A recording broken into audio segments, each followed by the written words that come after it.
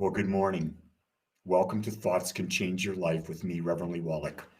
I'm here each and every day at 8 a.m. to talk to you, to share with you, to explore with you, to try to understand this thing of life. And today I've got a hot one. I've got a real hot topic I want to talk about today, and that is liking and loving someone. Do you need both? Are they the same? Is it necessary to like someone to love them? Is it necessary to love someone to like them? Can you have one without the other?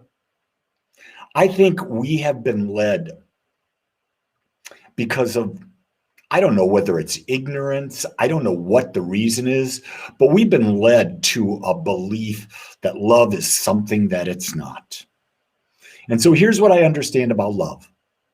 Love is pure acceptance. Meaning that when I look at you and I say I love you, it means I accept you as a unique expression of life. I accept you. And because you're unique, you vibrate at a specific frequency. Because I'm unique, I vibrate at a specific frequency. Now, we may not even be close in range in our frequencies, which means we may be polar opposite, but I can accept you as an individualization of life, a unique expression of life. But here's the key. Just because I accept you doesn't mean I like you. Because what is like? Like is a feeling that we have when someone thinks a bit like we do. They act a bit like do. We have things in common with them. We share a high interest.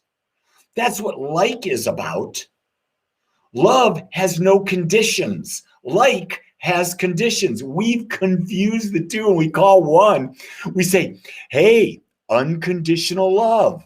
Then we say unconditional love. Then we say conditional love. No, there's no such thing as conditional love.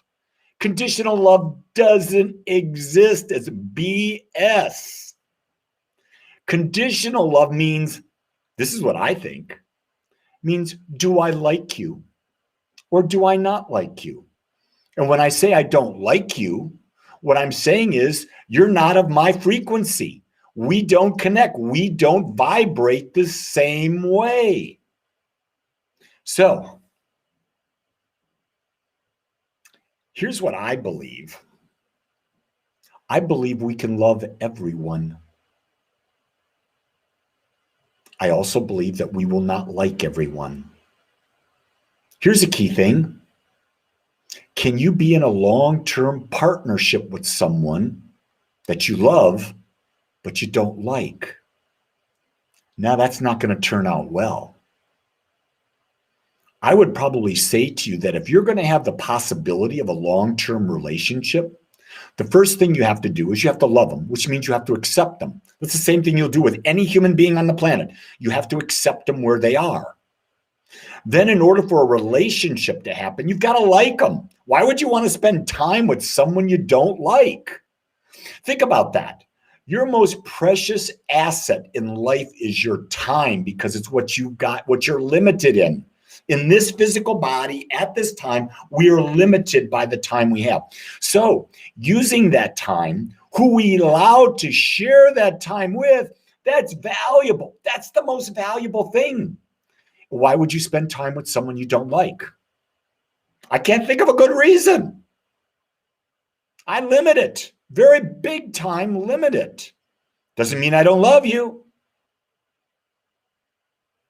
But I get to choose.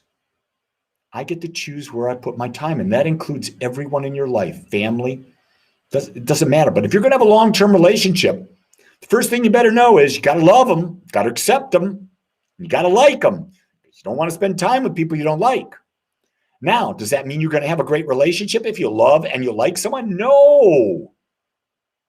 You got to have a common purpose. What's the common purpose? To support and grow each other in ways that the two of you will get along and that the two of you will have agreements in your relationship. It's not easy. It's not easy. It's always work.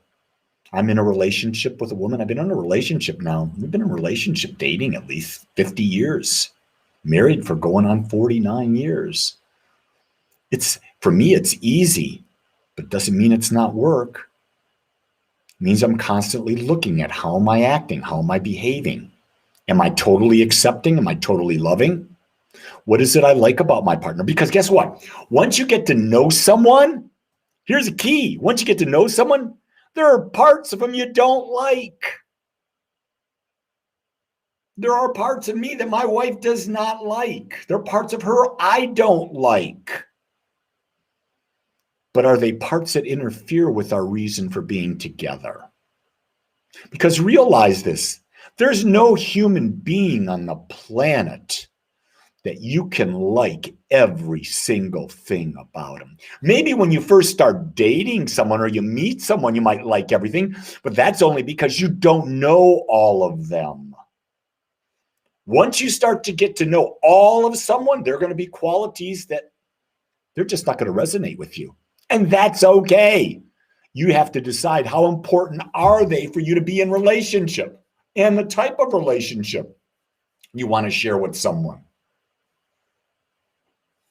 I had a brother. I loved my brother. He was my brother. I didn't like him. Didn't spend hardly any time with him at all. Why? We were not a vibrational match. And my mother would say, I said, Mom, I talked to him. There's nothing in common. All he does is bitch and moan. I'm not here to listen to someone bitch and moan all the time. Not my job. Now, when my brother needed my help at the end of his life, I was there for him. I was my authentic self. I got to share a couple things with him that may have helped him find peace as he spent his last days together. I don't know. Here's what I know is that whenever I'm with someone, what I try to do is accept them as they are and be my best me when I'm with them. Be my most authentic me. Because I'm going to tell you something. If you can't be authentic with someone, then number one, they can't like you because you're not being authentic. Number two, you can't love them because they're not being authentic. Because how can you accept something you cannot see? Authenticity is the key to anything. And here's the key thing. Be authentic. If someone doesn't like you for who you are, so what? Just means they don't like you. There are almost 8 billion people on the planet. Certainly you're going to find enough people to like you. How many people does it take to like you to have a good life? Not that many. Let's say 50 people that like you. Do you have 50 people now that really like you for who you are? Or do they like the phony you, the made up you? Good question to ask. Certainly 50 people out of 8 billion will like you when you're your authentic self. Isn't it time you let all the others fall away? Isn't that an interesting possibility? I love it. Like and love. Love everyone and know that like is just simply you discerning whether or not they're a vibrational match. And do you enjoy being around them? And is there a good reason to be with them?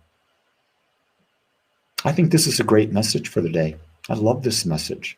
So I'm going to ask you to process it. And if you have questions or comments, bring them tomorrow.